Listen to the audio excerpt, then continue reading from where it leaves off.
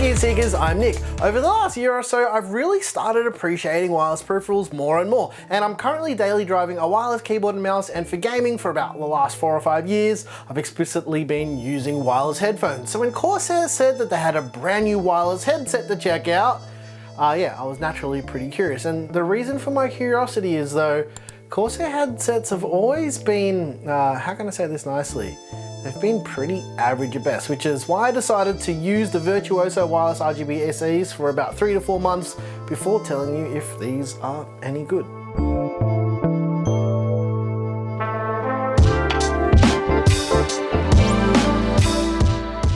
I want to preface this video by saying the same thing that I do with all of these audio related videos we do here. I've been using these headphones daily for about 4 months, and I wanted to do this because it's due diligence, and I feel that when it comes to audio products, most tech reviewers might not have the same history with audio that I do. If you don't know, I produce all of the music on the channel, and I've been producing music basically forever. And to put it simply, I know what good audio should sound like. I know that's a weird flex, but yeah, these are just the facts. This is just how it is. Anyway, Corsair is an absolute behemoth in the PC hardware space. They basically make everything. That alone can be a big problem in this space. However, out of the gate compared to other audio products, I'm gonna say it, the Virtuoso wireless headset is pretty good, but it's not perfect. Anyway, let's take a look at what comes in the box. The first thing you'll notice is obviously you get a headset. They're decently weighted, but they're not too heavy, and they don't hurt your head for extended use, but at the same time, they're also not the most comfortable headset, but yeah, they're kind of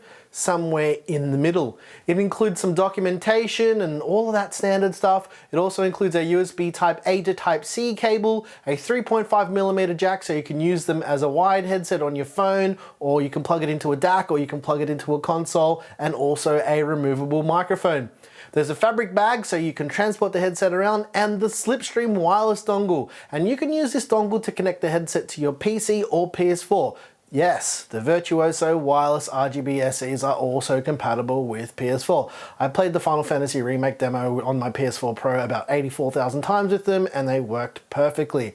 The build quality is exceptional, and they have fully adjustable ear cups. The ear cups themselves rotate and have a fully adjustable headband as well, so you can fit any size head, even with a big old head like mine. They're pretty comfortable. And both the headband and ear cups both use that leatherette type of material, and it feels super premium. The gunmetal finish looks pretty awesome in person, and out of the gate, the Virtuosos are some of the best looking cans you can wrap around your ear holes and your head. Seriously, they look really, really cool. And on the left ear cup, it's got a USB Type C connector for charging and updating the firmware in iCUE, or just using as a wireless headset.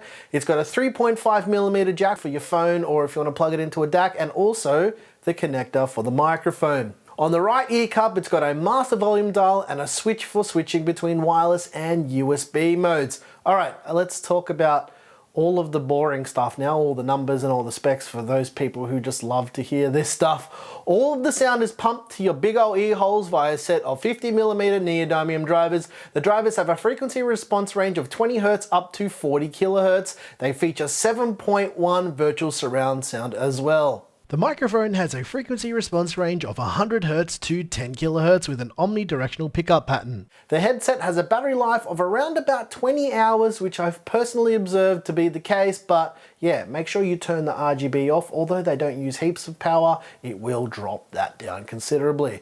The wireless range is about 18 meters or around 60 feet, and I can easily walk around our house and not have any dropouts on PC. On the PS4 Pro, the story was a little bit different. I would experience these little intermittent dropouts while I was sitting on the couch at a normal distance, but nothing game breaking or annoying, but it was something that I did notice, and the dropout would probably last for like a quarter of a second. And also, while I'm on the topic of PS4, there is no way to enable the 7.1 on the PS4. It's exclusively a PC feature. I always judge a headset with how they sound with music before anything else, because for me, that's my primary use case, and I've been playing quite a few games lately as well, so I did use this for gaming too. I turned off every bit of sound and software enhancement I found, and for the first time ever, the music sounded better with the 7.1 virtual surround sound turned on, and That's something that doesn't usually happen, and that's not something that I was expecting at all. And when listening to music, they sound pretty good. They aren't amazing like every other tech reviewer has been saying, but yeah, they're competent and they get the job done. And they're a lot better than a lot of other headsets on the market too, but they don't come anywhere near my Sennheiser GSP 670s that I usually use. And in terms of separation and soundstage, yeah, they're just not as good as the Sennys, and I mean, it's to be expected anyway. It's really hard to recommend headsets after using those Sennys for such a long time. Nothing interferes or drowns out any other sounds, but they just miss a little bit of flair, and I'm not saying that they're a bad headset, they're just missing something. Even when you tweak the EQ, you just can't get them to sound quite right. I'm sorry, but that's just the truth. It's just missing a little bit of pizzazz. I don't know what it is, but anyway, but how do they sound with games? And now I've used these for about 50 hours of playtime on the new Call of Duty Modern Warfare game, and for gaming the news is a little bit better. The positional audio is really good, you can hear where people are, and you can hear where everything's coming from. And for gaming they're pretty good, but they're not amazing like all the other reviewers have been saying. They're just good. Now there's no active noise cancelling, but the closed backs kind of help with that, and they don't really need it because you can't hear anything anyway. And this leads me into the next thing. How are they to wear for extended periods of time? And I kind of already touched on this already. In this department, the Virtuosos are really good. On most occasions, I forgot I was wearing them, which is it's always a nice thing, but at the same time, they're not the most comfortable headset in the world. Now, the standout feature for the Corsair Virtuoso wireless headset for me is actually the microphone and the way they implemented it. It's seriously one of the best microphone implementations I've ever seen in a gaming headset. The microphone is fully detachable with a little mute button on the side. Not only is the microphone detachable, it does the single thing almost better than any other headset vendor on the market can do, and it's something everyone always gets wrong, and that's the side tone. Corsair absolutely nailed the side tone. You can adjust it in IQ and you can actually hear yourself, and I know this isn't important to a lot of people, but I'd rather not scream at the top of my lungs when gaming. The mic sounds pretty nice too, but I'll let you guys decide if you think this mic sounds pretty decent. That's right, I'm using the Virtuoso's mic right now.